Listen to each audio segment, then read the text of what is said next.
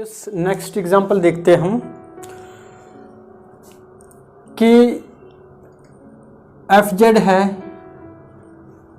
Z का वार। ये कहता है कि फंक्शन नोवेयर डिफरेंशिएबल, कहता है डिफरेंशिएबल नहीं है but continuous everywhere in complex plane.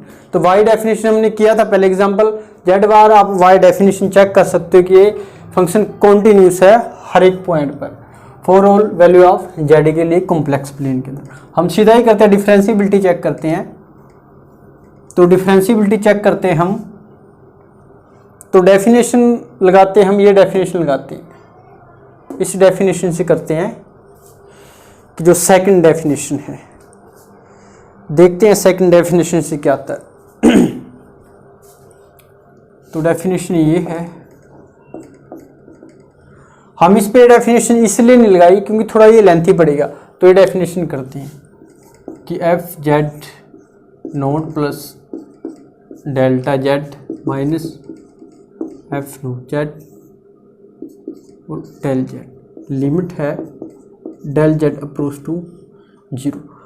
अब देखना है हमने कि ये लिमिट एग्जिस्ट करती है या नहीं। अब फंक्शनल वैल्यू क्या है एफ जेड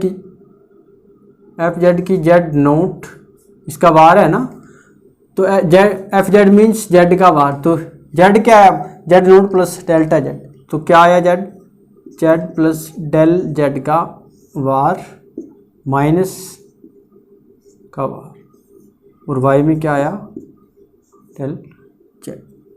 लिमिट क्या है डेल जेड अप्रोच टू 0।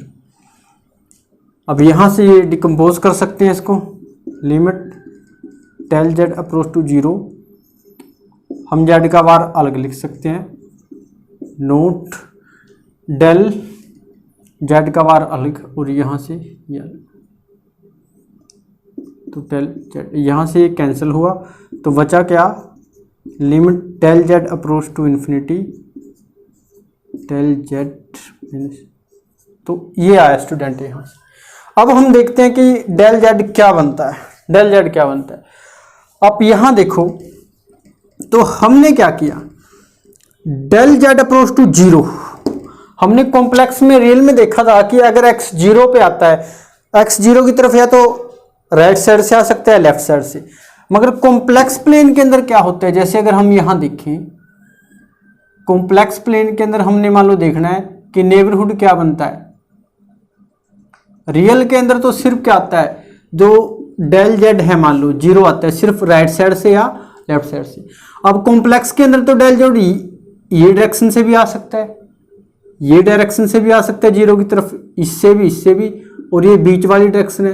यानी कि जितने एंगल है यहाँ, नंबर ऑफ इनफाइनाइट डायरेक्शन होगी ना डेल जेड, यहाँ से 0 की तरफ, इस डायरेक्शन से, इस डायरेक्शन से, इससे एक्स एक्सिस के पैरेलल, वाई एक्सिस के पैरेलल। तो लिमिट तभी एग्जिस्ट करेगी ना अगर चाहे डेल जेड 0 की तरफ किसी भी डायरेक्शन से आए, लिमिट एग्जिस्ट करेगी और यूनिक होनी चाहिए। तो हम क्या चेक करते हैं, अगर फंक्शन डिफरेंशिएबल हुआ तो हमने सारे पॉइंट चेक करने पड़ेंगे। अगर फंक्शन डिफरेंशिएबल नहीं हुआ तो हम कोई भी दिखा देंगे, भी कोई एक डायरेक्शन दिखा देंगे कि इस डायरेक्शन से लिमिट की वैल्यू कुछ और आती है, अगर हम कुछ और डायरेक्शन लें कुछ और आती है। तो हम सिंपली क्या दिखाते हैं, जब फंक्शन डिफरेंशिएबल नहीं होता हम क्या करते हैं, एक बार डेल जेड को एक्स एक्सिस के पैरेलल लेके देखते हैं, एक बार डेल जेड को वाई एक्सिस के पैरेलल लेके देखते हैं। अगर लिमिट यूनिक सेम आ गई तो हम कुछ कह नहीं सकते कि फंक्शन डिफरेंशिएबल है नहीं। अगर लिमिट अलग अलग आ गई फिर तो हम पक्का ही कह सकते हैं ना कि फंक्शन डिफरेंशिएबल नहीं है। अगर एक्स एक्सिस के पैरेलल कुछ और वैल्यू होती है, वाई एक्सिस के पैरेलल कुछ और वैल्यू होती है। यहां हम देखते हैं, चेक करते हैं, इसकी लिमिट चेक करते हैं। हम डेल जेड अप्रोच टू 0 हम लेते हैं, ये किसके पैरेलल आता है, एक्स एक्सिस के पैरेलल, यानी कि एक्स एक्सिस के पैरेलल क्या आते हैं, 0 की तरफ आता है। बाकी डायरेक्शन अभी हमने चेक नहीं की, हम देखते हैं कि along to path parallel to x axis, x axis के पैरेलल आता है। जब एक्स एक्सिस के पैरेलल है तो जैसे देखो, अगर कोई पॉइंट एक्स एक्सिस के पैरेलल है, यहाँ पर y की वैल्यू 1 ले तब भी एक्स एक्सिस के पैरेलल है, y की वैल्यू 2 ले तब भी एक्स एक्सिस के पैरेलल। तो जनरली क्या लेते हैं, y की वैल्यू k होती। जब पाथ एक्स एक्सिस के पैरेलल है तो y की वैल्यू कांस्टेंट होगी ना, कोई भी नंबर हो सकता है 1 2 3 4 कुछ भी लो, रहेगा तो एक्स एक्सिस के पैरेलल। हालांकि हमने काम नहीं आनी y की वैल्यू, आप सीधा ऐसा लिख सकते हो कि del z approach to zero along to x axis के पैरेलल, तो वाई क्या होगा, कोई कांस्टेंट वैल्यू होगी वाई की। तो यहां से देखते हैं। अब देखो, अगर del z approach to zero, del z होता क्या, हम ऐसे लिख सकते हैं। देखो डेल जेड, अगर मैं इसको ऐसे लिखूं, अगर हम इसको ऐसे लिखें, डेल जेड प्लस जेड या माइनस जेड लिखें, या ऐसे लिखें z plus del z minus z, एक ही बात है ना। असल में यही है ना कि जेड का डिफरेंस लेना है हमने, Z delta Z minus minus Z से, कि जेड कोई यहां पर है और हमने जेड प्लस डेल जेड, इसका डिफरेंस कितना है, डेल जेड, ये यहां पर दोनों का डिफरेंस लिया तो क्या आया, ये आया, तो यही डेल जेड बनेगा। अब हमने क्या लिखा, जेड की वैल्यू हम कॉम्प्लेक्स में हमने लिख ली, यही होती है ना। माइनस जेड की वैल्यू क्या हुई, ये हुई। अब डेल जेड की वैल्यू क्या हुई, असल में डेल जेड का वैल्यू क्या हुई, रेट ऑफ चेंज एक्स में और रेट ऑफ चेंज वाई के अंदर। तो हुआ क्या, रेट ऑफ चेंज एक्स के अंदर प्लस आयोटा वाई के अंदर, यही हुआ ना। अगर इसको देखें हम, लेकिन बट यहां क्या कर रहे हैं हम कि हमने z del z approach to zero along to x axis, अगर एक्स एक्सिस के अलोंग लिया है तो वाई तो कांस्टेंट है। अगर वाई कांस्टेंट हो गया तो वाई के अंदर तो चेंज आएगा ही ना, तो क्या बनेगा, यहां से वाई का कंपोनेंट हम इरेज कर देंगे। क्यों, क्योंकि उसके अंदर तो कोई चेंज आया ही नहीं। अगर हमारा रेट ऑफ चेंज सिर्फ एक्स एक्सिस के पैरेलल है, वाई तो क्या होगा, वाई तो कांस्टेंट होगा, तो इसीलिए हमने डेल एक्स लिखा। अगर सिंपली लिखें तो क्या बन गया, x plus del y plus del x minus ये, तो यही कर रहे हैं असल में हम, यही ऊपर वाला। तो यहां से क्या बना फिर, डेल जेड, डेल जेड क्या बना, यहां से देखो ये कैंसिल हो गया, एक्स कैंसिल हो गया, तो बचा क्या, सिर्फ डेल एक्स बचा हमारा।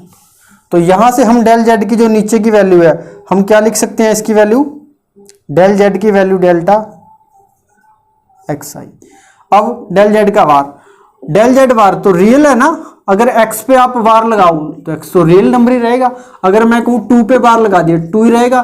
तो एक्स क्या था, एक्स रियल था, क्योंकि एफ जेड था ना, ये वार लगाया हमने। यहां पर भी rate of change x axis के पैरेलल है, तो वाई कांस्टेंट है, तो रेट ऑफ चेंज कितना आया, वाई एक्स के अंदर आया ना, सिर्फ एक्स के अंदर, तो रेट ऑफ चेंज किसके अंदर आया, आप ये लिख सकते हो। तो यहां से आप कैसे लिख सकते हो, अपॉन में डेल एक्स बार। अब रियल है, रियल पे बार लगाओ कोई फर्क पड़ेगा नहीं, इसका मतलब ये आ क्या गया अपने पास, दोबारा यही आ गया, del x y del x cancel हुआ, तो बचा कितना, 1 आया। तो हमने लिमिट चेक की, del z approach to zero along to path parallel to x axis के पैरेलल है, तो क्या आई, 1 आई। अगर तो अब हम देखते हैं कि ये पाथ किसके पैरेलल लेके देखते हैं हम, हमने पाथ लिया वाई एक्सिस के पैरेलल। अगर फंक्शन डिफरेंशिएबल ना हुआ तो दोनों लिमिट अलग अलग आएंगी। तो अब हमने पाथ लिया along to y axis, path हमने लिया del z approach to parallel to y axis. अगर वाई एक्सिस के पैरेलल है तो हम कह सकते हैं, अगर वाई एक्सिस के पैरेलल एक्स की वैल्यू मान लो 1 होगी, अगर 2 ले तब भी वाई एक्सिस की कुछ और वैल्यू लोगे तब भी वाई एक्सिस के पैरेलल है। तो यहां पर कांस्टेंट क्या होगा, यहां पर एक्स की वैल्यू कांस्टेंट ले लो। जब एक्स एक्सिस के पैरेलल था वाई की वैल्यू कांस्टेंट, वाई एक्सिस के पैरेलल है तो एक्स की वैल्यू कांस्टेंट। तो यहां से क्या आया, अब देखो रेट ऑफ चेंज हम दोनों के अंदर था, तो जब रेट ऑफ चेंज एक्स के अंदर आया तो वाई कांस्टेंट था, वाई हमने लिखा है नहीं। अब रेट ऑफ चेंज हम वाई के अंदर देख रहे हैं, तो वाई के अंदर रेट ऑफ चेंज है, एक्स के अंदर तो है ही नहीं ना, तो बचा क्या, सिर्फ आयोटा वाई बचा, आयोटा डेल वाई बचा। तो यहां से क्या बना, फिर यहां से ये बना, इसके साथ ये कैंसिल हो गया, तो बचा क्या, आयोटा डेल वाई। तो अब हम लिख सकते हैं, तो नीचे क्या आया फिर अपने पास, यहां से हम देख सकते हैं फ्रॉम 1 से, तो यहां से क्या देखते हैं, नीचे क्या आया, आयोटा डेल वाई, ऊपर बार है ना, तो कॉम्प्लेक्स नंबर पे तो बार का असर पड़ेगा ना। अगर डेल जेड क्या आया अपने पास, आयोटा डेल वाई, तो डेल जेड का बार क्या आएगा, आयोटा इसका बार, तो क्या बना माइनस आयोटा डेल वाई। तो इसका मतलब इसकी वैल्यू क्या आई, ऊपर क्या आया फिर डेल वाई का बार, या क्या था जेड बार का बार, तो ऊपर क्या आया ये आया, तो बचा क्या फिर अपने पास 2 0, ये माइनस आयोटा बन गया ना, तो प्लस डेल वाई, यहाँ से आयोटा के साथ आयोटा कैंसिल, ये कैंसिल, तो बचा क्या -1 आया। अब यहाँ से हमने देखा कि एक्स एक्सिस के लॉन्ग वैल्यू 1 आती है और वाई एक्सिस के लॉन्ग वैल्यू -1 आती है। अगर फंक्शन डिफरेंशिएबल होता तो चाहे पाथ कोई भी होता, डेल जेड 0 पे अप्रोच करता, चाहे कोई भी डायरेक्शन होती, तो सभी डायरेक्शन से क्या आता आंसर सेम आता। बट हमने तो क्या देखा, एक्स एक्सिस के लॉन्ग कुछ और आता है, वाई के लॉन्ग कुछ, बाकी डायरेक्शन तो अभी तक हमने चेक ही नहीं की, सिर्फ एक्स और वाई के लॉन्ग ही कुछ और आता है। तो यहां से हमने कह दिया कि जो लिमिट एग्जिस्ट तो करती है बट यूनिक नहीं है, तो इसलिए जो ये फंक्शन है डिफरेंशिएबल नहीं है, कहीं पर भी डिफरेंशिएबल नहीं है, बट कॉन्टिन्यूस है। तो ये आपका एग्जाम्पल था स्टूडेंट। तो अगले लेक्चर में मिलते हैं नए टॉपिक के साथ, एनालिटिक फंक्शन के साथ, वो इसी पर बेस्ड है, आप कर लेना, कोई प्रॉब्लम हो तो मैसेज कर सकते हो। तो आज के लेक्चर में इतना ही, मिलते हैं अगले लेक्चर में एनालिटिक फंक्शन के टॉपिक के साथ। Thank you.